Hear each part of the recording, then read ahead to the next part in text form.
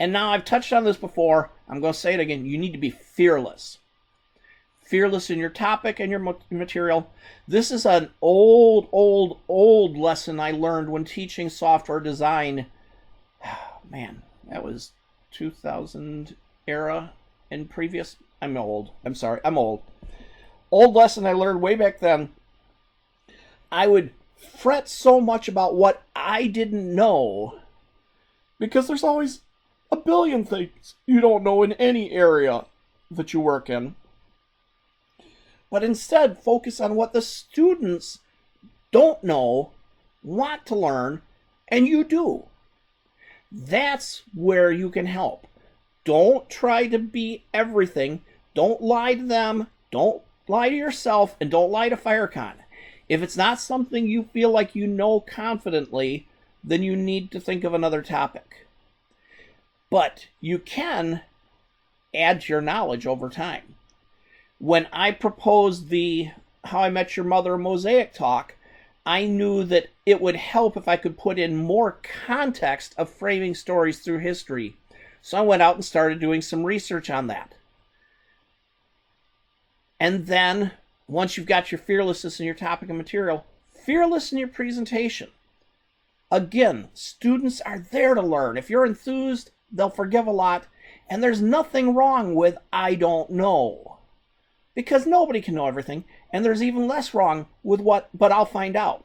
My How I Met Your Mother talk, one of the students in there was my good friend Andy Dibble, who is a serious scholar of literature across the world.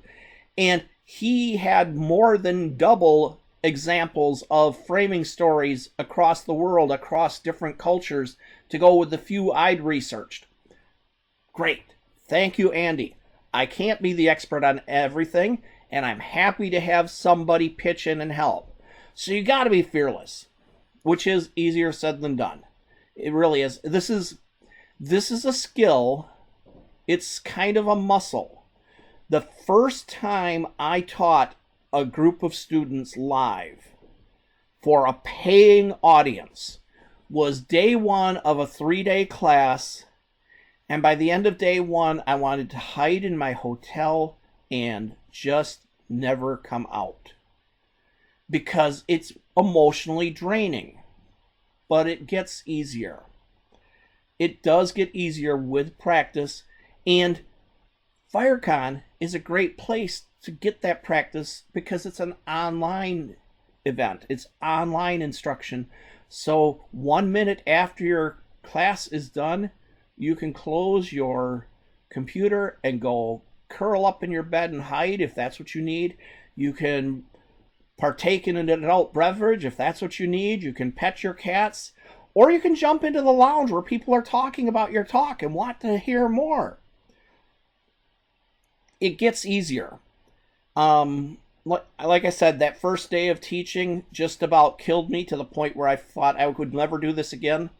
I think my record now for FireCon presentations is 16 hours over the course of one FireCon. And at the end of it, I'm just jazzed. Go to the bar convention afterwards. I'm just jazzed. I'm hanging out. I'm having fun because now it's reached a point where it energizes me to see people pick up my ideas and start running with their own. So, I tell you to be fearless, knowing that starting out it may be difficult. Some of you are much more extroverted than others. Some of you have already been in front of classes. Some of you come from military or other hierarchical command structures where you're expected to be able to teach and give orders and stuff. Everybody's got a different level of comfort with this, but you can build the fearlessness over time.